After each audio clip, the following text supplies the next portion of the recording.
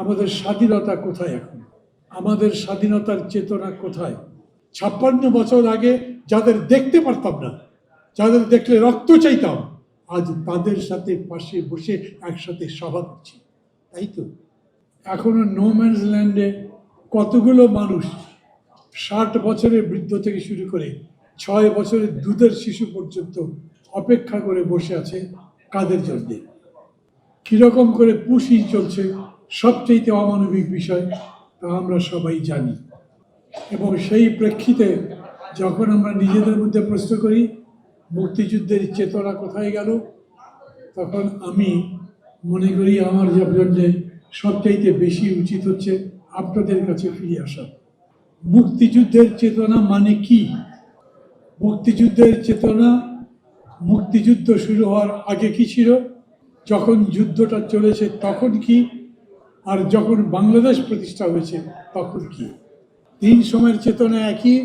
নিশ্চিতভাবে মুক্তিযুদ্ধের আগে পর্যন্ত আমাদের সমস্ত নিবেদন, সমস্ত চেষ্টা ছিল মুক্তিযুদ্ধকে প্রকারান্তরে এই বক্তব্য ওই বক্তব্য, তোমার আমার ঠিকানা, পদ্মা মেঘনা যমুনা, তুমি কে আমি কে, বাঙালি বাঙালি, পিন্নিনা ঢাকা ঢাকা ঢাকা বলে দিয়ে একটা জিনিসই চিহ্নিত করবার চেষ্টা করেছি, আমরা একটা আলাদা দেশ চাই। আর যখন আমাদের উপরে হামলা করা হয়েছে, পাকিস্তানিরা পয়সা পাচ্ছে, রাত্রে হামলা করেছে, যখন সারা দেশের মানুষের কাছে নির্দেশনা ছিল না যে কি করতে হবে এই পরিস্থিতিতে, এমনকি আমাদের নেতৃত্বেরও অনেকেই যখন বুঝে উঠতে পারছিলেন না যে কি করতে হবে, তখন মনে হয়েছিল কাজ এখন একটাই, আমাদের সমস্ত চেতনাকে একসাথে করে একটা যুদ্ধ সংগঠিত করা, মুক্তিযুদ্ধের লড়াই করা এবং দেশটাকে স্বাধীন করা। বন্ধুগণ, লক্ষ লক্ষ মানুষের জীবন দিয়ে, লাখো মানুষ মা বোনের ইজ্জত দিয়ে আমরা দেশটা নিয়ে এসেছি। এই দেশ আসবার পরে এখন পর্যন্ত ৫৬ বছর পার হয়েছে। সব লড়াইয়ের বড় লড়াই হলো রাজনৈতিক লড়াই। এই দেশ কোন পথে চলবে সেই নির্দেশনা কে দেয়? রাজনৈতিক নেতৃত্ব তো।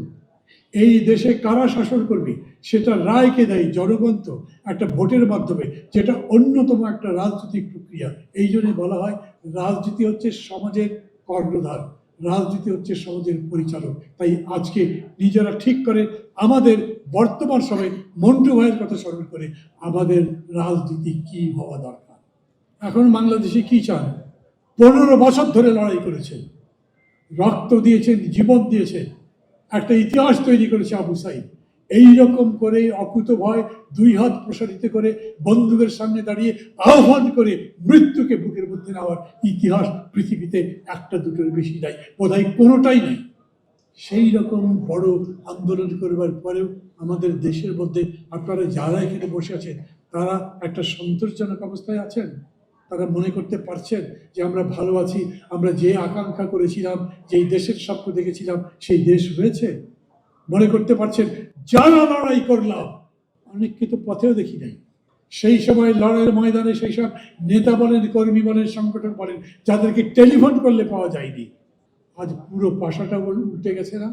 সেই সময় ডক্টর কামাল ছাড়া, অথবা তারও আগে থেকে ডক্টর কামাল, তার দল, তার অনুসারীদের ছাড়া আগামী আন্দোলন যেখানে চলেনি, আজ ডক্টর কামালকে তারা, যারা এই দেশ চালনা করছেন, তারা কতবার স্মরণ করছেন, তারা কতবার মন্টু ভাইকে স্মরণ করছে, তারা কতবার মুক্তিযুদ্ধকে স্মরণ করছে।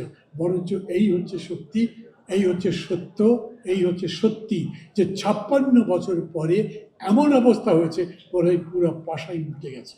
৫৬ বছর আগে যাদের দেখতে পারতাম না, যাদের দেখলে রক্ত চাইতাম, আজ তাদের সাথে পাশে বসে একসাথে সভা করছি, তাই তো? আপনার বুক জ্বলে যাচ্ছে, আপনার কষ্ট হচ্ছে, কিন্তু ওই সবাই দাঁড়িয়ে তো প্রতিবাদ করতে পারছেন না। আপনি আপনার টেলিভিশনকে বন্ধ করতে পারছেন না। যখন টেলিভিশনে সংসদ দেখানো হচ্ছে, যখন সেই সংসদের চেহারা দেখে, চিত্র দেখে আপনার ভালো লাগছে না। অথচ এই হলো সত্যি যে সেইখানে যাদের নিয়ে লড়াই করেছিলেন ১৫ বছরে, তারা মিলেই এইটা তৈরি করেছে।